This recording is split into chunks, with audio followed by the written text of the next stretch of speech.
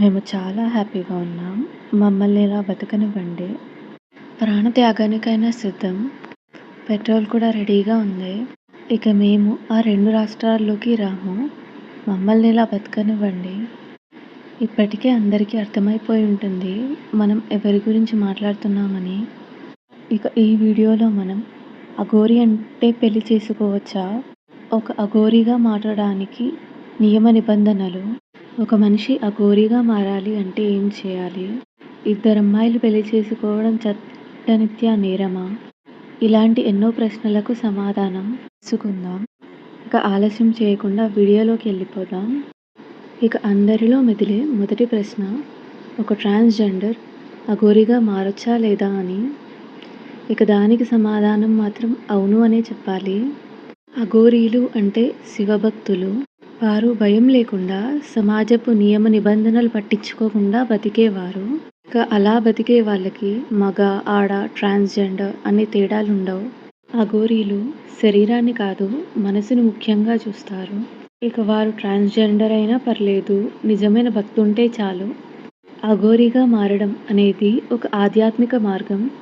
అందరికీ అవకాశం ఉంటుంది. నిశ్చలమైన మనసుతో అఘోరిగా మారాలి అనే దృఢత్వం ఉంటే చాలు.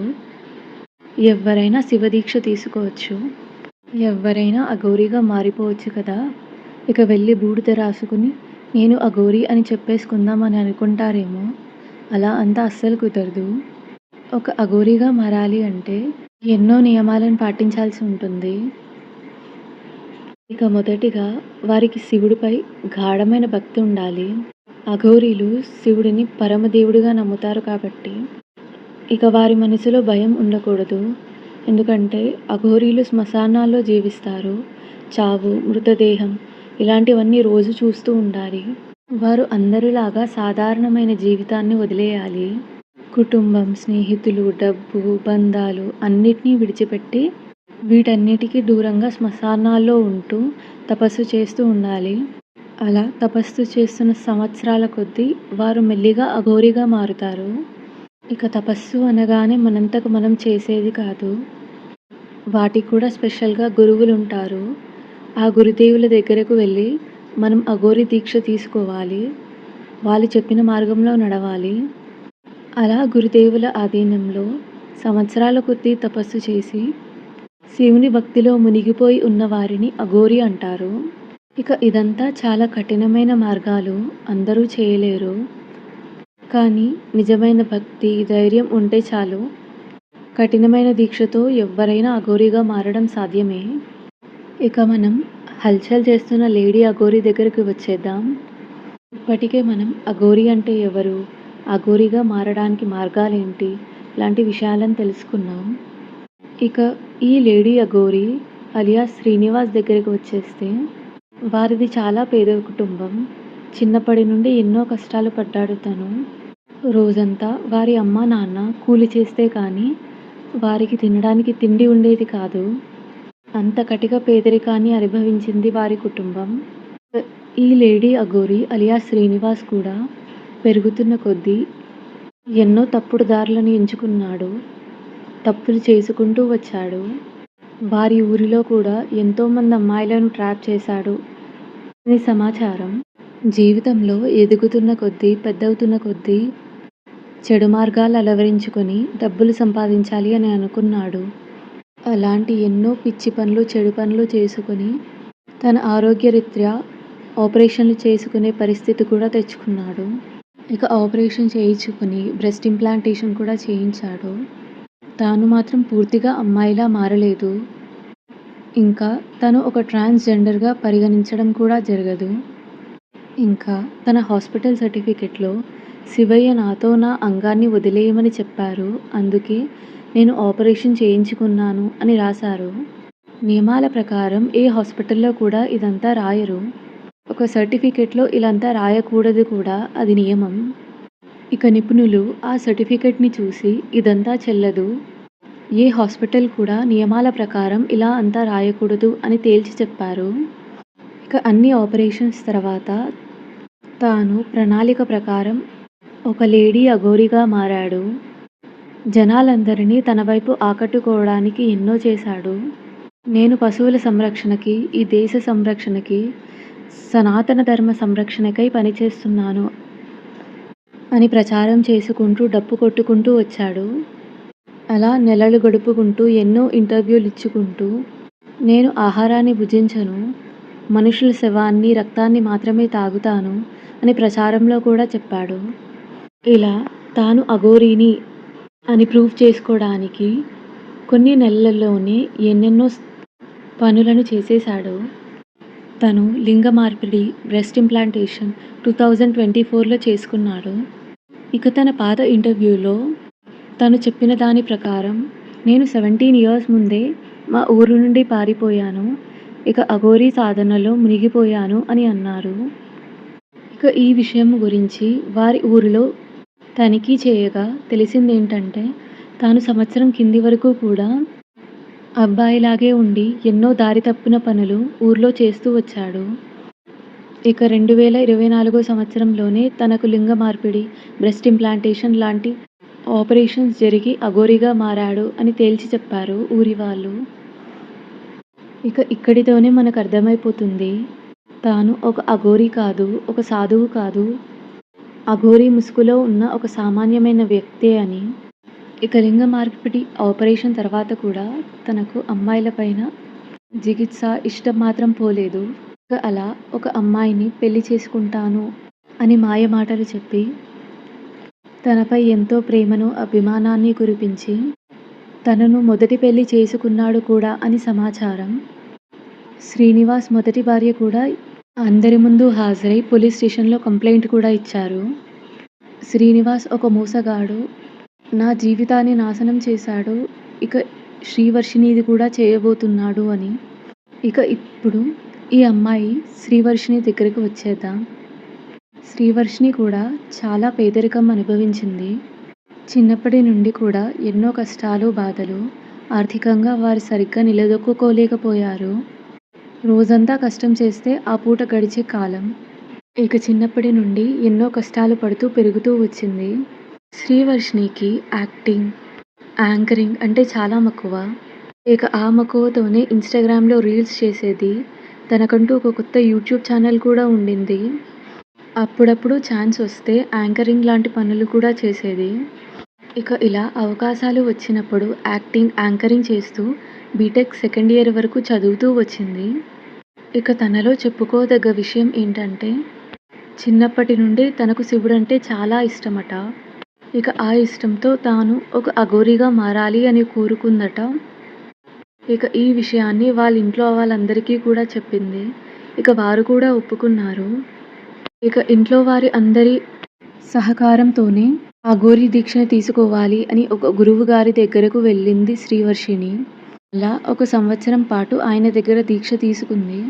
అలా ఆయన దగ్గర దీక్ష తీసుకుంటున్న రోజుల్లోనే తనకు పరిచయం అయ్యారు ఈ లేడీ అఘోరీ. ఈ లేడీ అఘోరీ తాను దీక్ష తీసుకుంటున్న గురువు గారి దగ్గరికి కలవడానికి వచ్చారు. ఇక ఆ సమయంలోనే లేడీ అఘోరీ ఇంకా శ్రీవర్షిని వీరి మాటలు కలిశాయి, మనసులు కలిశాయి. ఇక వారి స్నేహం ఎంతగా బలపడిందంటే శ్రీవర్షిని లేడీ అఘోరీని వాళ్ళ ఇంటికి తీసుకెళ్ళిపోయింది. వారి కార్ పనిచేయడం లేదు, కొన్ని రోజులు మన ఇంట్లోనే ఉంటారు అని చెప్పి లేడీ అఘోరీని వారి ఇంట్లో వాళ్ళ అనుమతితోనే తన ఇంట్లో ఉంచుకున్నారు. వాళ్ళ ఇంట్లో కూడా లేడీ అఘోరీ ఇక శ్రీవర్షిని వీళ్ళిద్దరూ కలిసి ఒకే రూమ్లో ఉండేవారట. ఇక వీరిద్దరి జంట పక్షుల స్నేహం బలపడింది, ప్రేమగా మారింది. ఇక్కడ నుండి వెళ్ళిపోదాం అని అనుకున్నారట. ఇక అలా అనుకొని అఘోరీ ముందుగా వెళ్ళిపోయారు. ఇక శ్రీవర్షిని అర్ధరాత్రి ఇంట్లో నుండి వెళ్ళిపోయింది. అఘోరీతో కలిసి పారిపోయింది. ఇక కొన్ని నెలల నుండి తనను తాను ప్రచారించుకుంటున్న అఘోరీ అలియా శ్రీనివాస్ వర్షిణిని తీసుకొని రాష్ట్రాలు దాటి వెళ్ళిపోయాడు. ఇక దైవ దర్శనానికి వెళుతున్నాం, పుణ్యకార్యాలను చేస్తున్నాం అని దానికి ఒక పేరు పెట్టాడు. ఇక వర్షిణి నా దగ్గరకు సాధనకై వచ్చింది. నేను తనకి గురువుని, తనకు సాధన నేర్పుతున్నాను. మాది గురువు శిష్యుల సంబంధమే, ఇంకేమీ లేదు అని ప్రచారం కూడా చేశాడు. వర్షిణి కూడా ఈ మాటకై ఒప్పుకుంది. అలా వారి ఇంటి నుండి 15 రోజులు వెళ్ళిపోయిన శ్రీవర్షిని ఎన్నో పుణ్యస్థలాలను చూశాను, దర్శనం చేసుకున్నాను అని చెప్పుకొచ్చింది. ఇక 15 రోజుల తర్వాత వాళ్ళ అన్నయ్య వెళ్ళి శ్రీవర్షిణిని వాళ్ళ ఇంటికి తెచ్చుకున్నాడు. తనను డాక్టర్ దగ్గరికి తీసుకువెళ్ళాడు. ఇక ఇంటికి చేరిన 1, 2 రోజులు కూడా తాను అక్కడ ఉండలేదు. మళ్ళీ తిరిగి పారిపోయింది. అఘోరి దగ్గరకు వెళ్ళిపోయింది. ఇక ఈసారి మాత్రం వాళ్ళిద్దరూ నిజాన్ని బట్టబయలు చేశారు.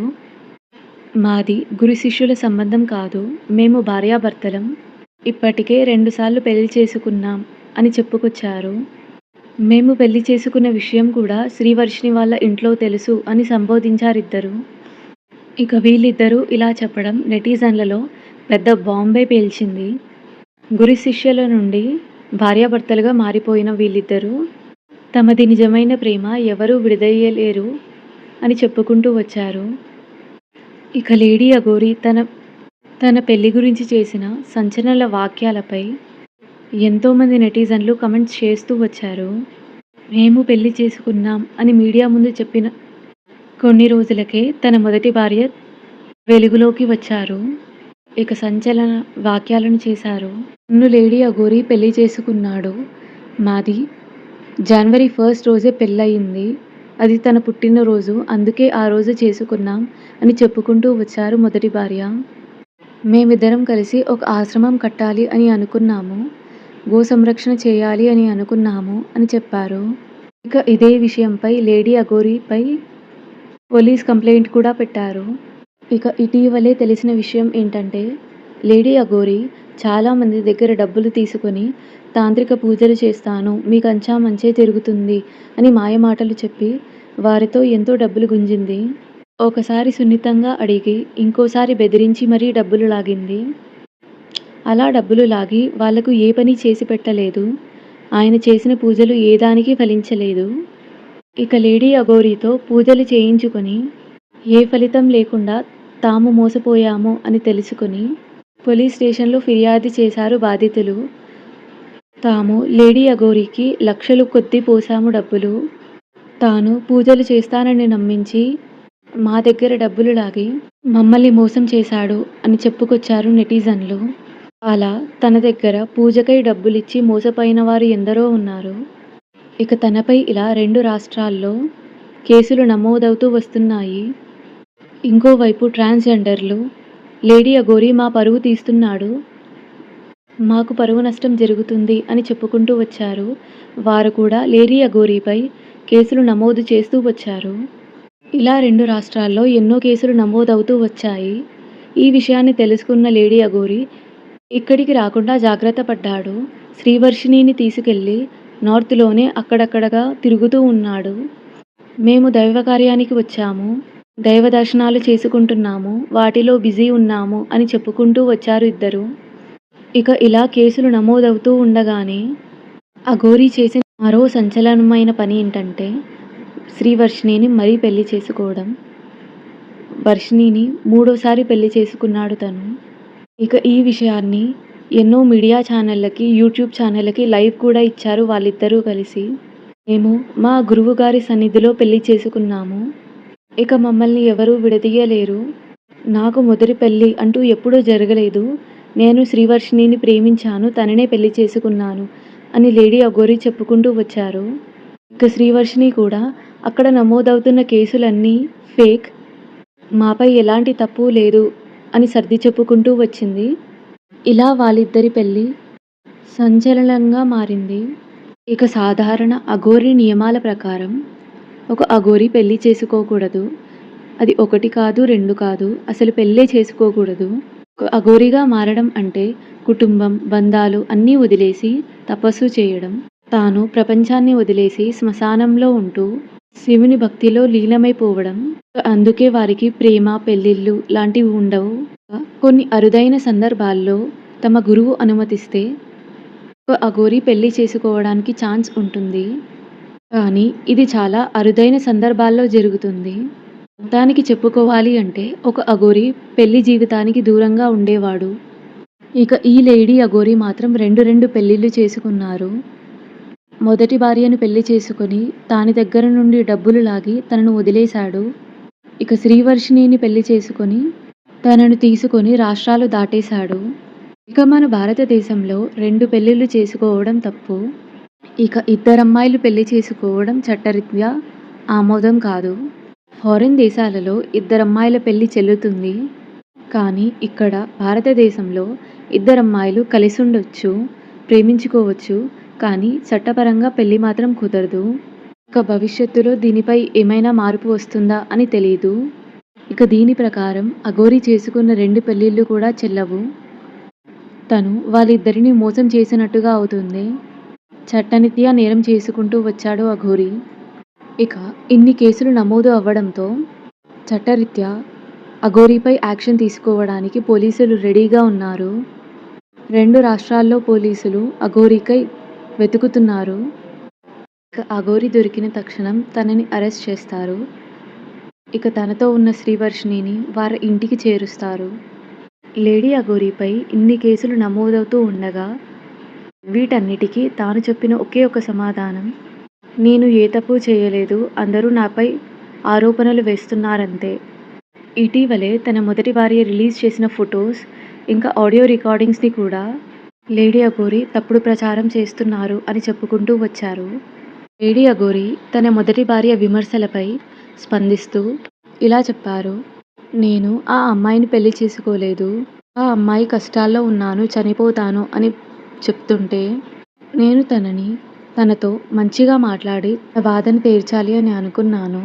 అందుకే నేను ఆ ఆడియో రికార్డింగ్స్లో లవ్ యూ, మిస్ యూ లాంటి పదాలను వాడాను. ఇలాంటి పదాలు నేను ఎంతో మందికి చెప్తుంటాను, తన ఒక్క అమ్మాయికే కాదు. ఇక ఆ అమ్మాయి నాపై దూషించడం అంతా కరెక్ట్ కాదు. నేను మంచివాడిని, మంచి మార్గంలోనే నడుస్తాను అని తనను తాను సమర్థించుకుంటూ వచ్చారు లేడీ అఘోరి. ఇక శ్రీవర్షిణి కూడా అఘోరికి పెళ్లి కాలేదు, తాను మొదట నన్నే పెళ్లి చేసుకున్నారు, నేనే తన భార్యని అని చెప్పుకుంటూ వచ్చింది. ఇక లేడీ అఘోరి తాను పూజలు చేస్తానని డబ్బులు తీసుకున్నాను అనే విమర్శపై ఇలా స్పందించారు, నేను ఎవరిని డబ్బు తీసుకొని మోసం చేయలేదు. ఇక అలా మోసపోయిన వాళ్ళు ఉంటే వాళ్ళు మోసపోయిన వాళ్ళే వెళ్ళి పోలీస్ స్టేషన్లో కంప్లైంట్ చేయాలి. ఈరోజు పోలీస్ స్టేషన్లో కంప్లైంట్ ఇచ్చిన అమ్మాయి పేరు కూడా నాకు తెలియదు. ఆ అమ్మాయి నేను మోసం చేశాను అని సంబోధిస్తుంది. ఇదంతా ఫేక్. ఆ అమ్మాయి కూడా నా పరువు నష్టానికై టీవీ ఎక్కింది అని విమర్శించుకుంటూ వచ్చారు లేడీ అఘోరి. తాను ఎవరి దగ్గర ఏ డబ్బు తీసుకోలేదు అని చెప్పుకుంటూ వచ్చారు. ఇక తన మొదటి భార్య దగ్గర తీసుకున్న డబ్బులు కూడా నేను తిరిగి ఇచ్చేశాను. తను నా భార్య కాదు, ఏదో అవసరం కొద్దీ మా దగ్గర జరిగిన ట్రాన్సాక్షన్సే ఇవి. నేను తన డబ్బులు తనకి ఎప్పుడో ఇచ్చేశాను అని చెప్పుకుంటూ వచ్చారు.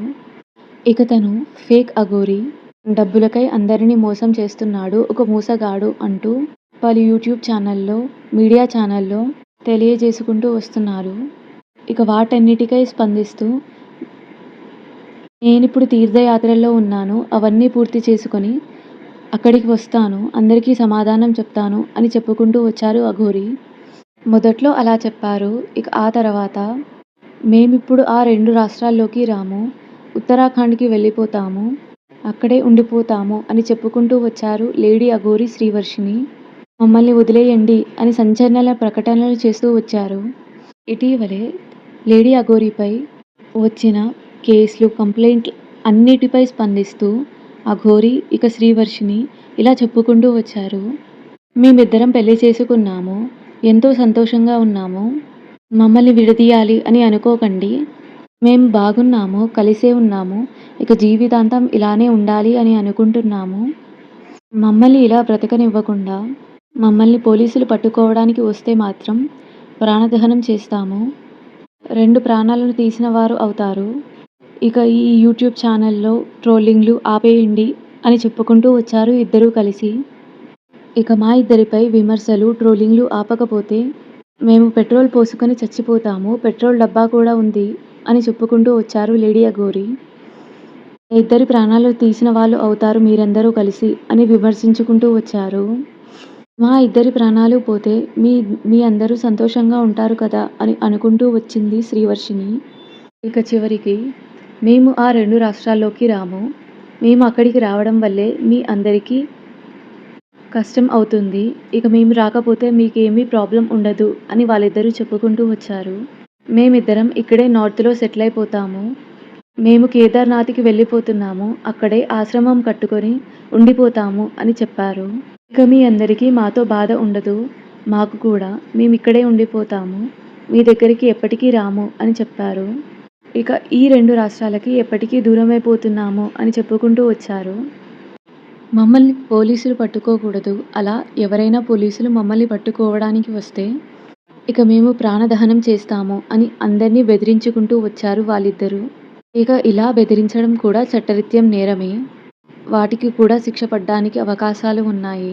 ఇక లేడీ అఘోరి దొరికినప్పుడు తనపై ఎన్నో కేసులు నమోదవ్వడానికి ఛాన్స్ ఉంది. ఇక ఇటీవలే తెలిసిన విషయం ఏంటంటే ఉత్తరాఖండ్ పోలీసులు లేడీ అఘోరిని, శ్రీవర్షిని పట్టుకున్నారు అని. ఇంకా వారిద్దరిని పట్టుకున్న విషయం ప్రకటనలోకి రాలేదు. ఇక తొందరలోనే 2-3 రోజుల్లో ప్రకటన కూడా వస్తుంది అని పలు న్యూస్ ఛానళ్లు చెబుతున్నాయి. ఇక పోలీసులు లేడీ అఘోరిని పట్టుకొని శ్రీవర్షిణిని ఏదైనా జువెనైల్ హోమ్‌కి చేరుస్తారు అని అనుకుంటున్నారు. ఇంకా ఏం జరుగుతాయో చూస్తూ ఉండాలి. Last lady Aghori alias Srinivas. వారిపై మీ అభిప్రాయం ఏంటి? ఇప్పటికీ కూడా లేడీ అఘోరిని మీరు నిజమైన అఘోరిగా భావిస్తున్నారా లేదా? ఇలాంటి ప్రశ్నలకు సమాధానం కామెంట్ సెక్షన్‌లో రాయడం మర్చిపోకండి. వెళ్ళొస్తాను. టాటా.